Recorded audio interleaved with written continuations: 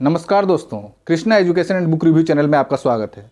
दोस्तों, आपको पता होगा कि रूस ने यूक्रेन से लगी अपनी सीमा पर 1 लाख से भी अधिक सैनिकों का जमावड़ा कर दिया है और इन देशों के बीच तनाव काफ़ी बढ़ गया है और इनके बीच युद्ध की संभावना भी काफ़ी बढ़ गई है और इनके बीच कभी भी युद्ध छिड़ सकता है।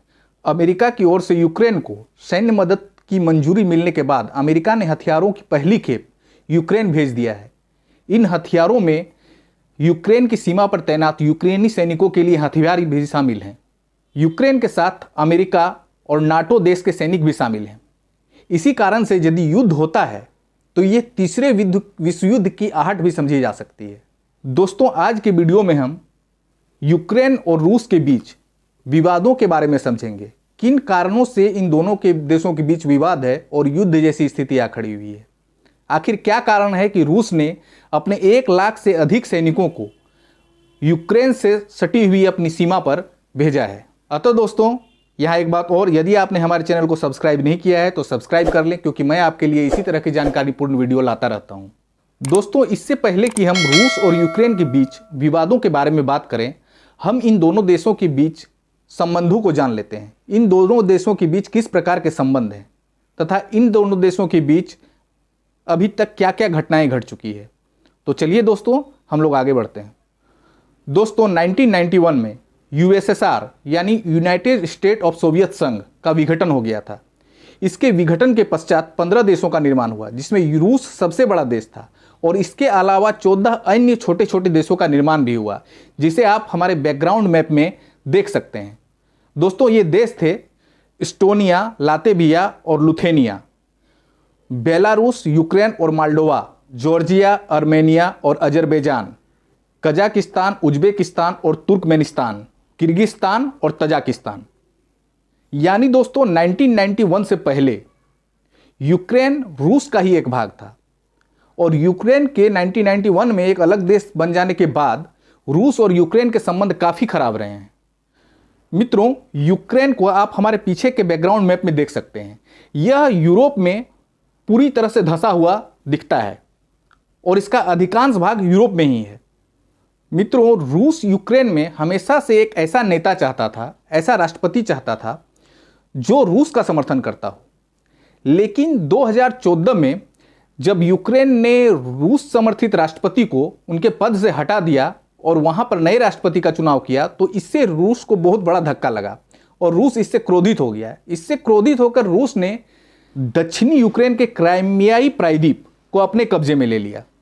साथ ही रूस ने यूक्रेन के पूर्वी भाग पर स्थित कुछ भागों पर भी अपना दावा कर दिया। इन पूर्वी क्षेत्रों का नाम डोनास्क और लुनास्क है।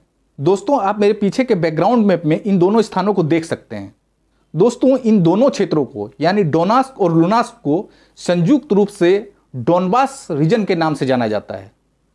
दोस्तों, डोनबास रीजन में ऐसे लोग रहते हैं जो रूस का समर्थन करते हैं और वो रूस में मिल जाना चाहते हैं। इन अलगाववादियों ने रूस के डोनबास रीजन पर, इसके पूर्वी भाग पर कब्जा कर लिया है और यूक्रेन के सैनिकों और इन अलगाववादियों के बीच एक लंबे समय से युद्ध जारी है। इस युद्ध में लगभग अभी तक 14,000 लोग मारे जा चुके हैं।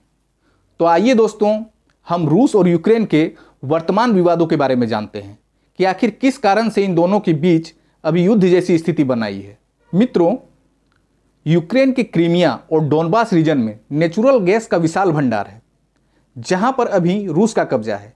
यहां से रूस इन गैसों को यूरोपीय देशों में सप्लाई करता है। यूरोपीय देश जहां चाहते हैं कि इन गैस के भंडारों पर यूरोपीय संघ का कब्जा हो, वहीं रूस चाहता है कि क्रीमिया और डोनबास के गैसों के भंडारों पर रूस का एकाधिकार हो। इस गैस की लड़ाई में नाटो देश तथा यूरोपीय संघ यूक्रेन को अपनी गोदी में बैठाना चाहता है। यूक्रेन भी ऐसा चाहता है कि जल्द से जल्द उसे नाटो देशों में शामिल कर लिया जाए। दोस्तों, यहां हम नाटो के बारे में जान लेते हैं। नाटो का पूरा नाम है नॉर्थ अटलांटिक ट्रीटी ऑर्गेनाइजेशन। इसकी स्थापना 4 अप्रैल 1949 ईस्वी को हुई थी। दोस्तों, इसकी स्थापना के वक्त रूस और अमेरिका के बीच शीत युद्ध चल रहा था और इसमें अमेरिका तथा अमेरिका समर्थित कुछ देश हैं जिनका कहना है कि यदि उनमें से किसी एक देश पर भी आक्रमण होता है तो इस पर अमेरिका पर किया गया आक्रमण समझा जाएगा। यानी इन देशों में से, इनके सदस्यों में से किसी पर भी यदि रूस आक्रमण करता है या कोई भी देश आक्रमण करता है तो ये सारा देश मिलकर उसका जवाब देंगे। यही कारण है कि यूक्रेन जल्द से जल्द नाटो देशों में शामिल हो जाना चाहता है। दोस्तों यहाँ पर इसके मुख्यालय के बारे में भी जान लेते हैं। इसका मुख्यालय ब्रसेल्स बेल्जियम में है। मित्रों, रूस बहुत पहले से ही यूक्रेन का नाटो देशों में शामिल किए जाने का विरोध कर रहा है और रूस का यह भी आरोप है कि नाटो देश यूक्रेन को रसिया के विरुद्ध हथियारों और गोला बारूद की सप्लाई करता है। इससे अमेरिका और रूस के बीच भी तनाव काफ़ी बढ़ गया है, लेकिन अमेरिका और नाटो देशों ने इसका खंडन किया है और कहा है रूस को उसकी प्रतिक्रियाओं पर दखल देने का कोई वीटो पावर या अधिकार हक नहीं है। इधर रूसी राष्ट्रपति व्लादिमीर पुतिन का कहना है कि रूस और यूक्रेन के बीच कोई समझौता तभी होगा जब नाटो से संबंधित उसकी मांग मानी जाएगी। दोस्तों, इस प्रकार हम देखते हैं कि रूस और यूक्रेन के बीच जो विवाद है उनका क्या कारण है। हम यहां तक ये बात समझ चुके होंगे कि रूस, यूक्रेन, नाटो और अमेरिका के बीच आपसी विवाद का क्या कारण है। दोस्तों, आइए अब हम यहां देखते हैं कि यदि रूस ने यूक्रेन पर आक्रमण किया तो नाटो देश, यूरोपीय संघ या अमेरिका रूस को रोकने के लिए क्या कदम उठा सकते हैं। दोस्तों, यहां सबसे पहले रूस के लिए सबसे बड़ा आर्थिक झटका यह हो सकता है कि रूस के बैंकिंग सिस्टम को अंतर्राष्ट्रीय स्विफ्ट पेमेंट सिस्टम से काट दिया जाए।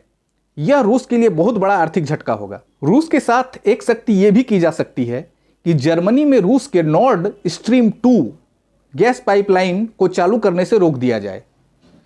जर्मनी के विदेश मंत्री एलानेना बेरबाक ने कहा है कि रूस ने यदि यूक्रेन पर आक्रमण किया या किसी तरह की सैनिक कार्रवाई की तो इस गैस पाइपलाइन के काम को चालू नहीं होने दिया जाएगा। इससे रूस को काफ़ी बड़ा झटका लगेगा। तो दोस्तों, अब आपको काफ़ी कुछ समझ में आ गया होगा कि रूस और यूक्रेन के बीच किस तरह का विवाद है, क्या विवाद है और वर्तमान स्थिति किस प्रकार की है। तो दोस्तों, यदि आपको हमारा चैनल अच्छा लगा हो, हमारा वीडियो अच्छा लगा हो, तो हमारे चैनल को सब्सक्राइब करें, हमारे वीडियो को शेयर करें। जय हिंद, जय भारत।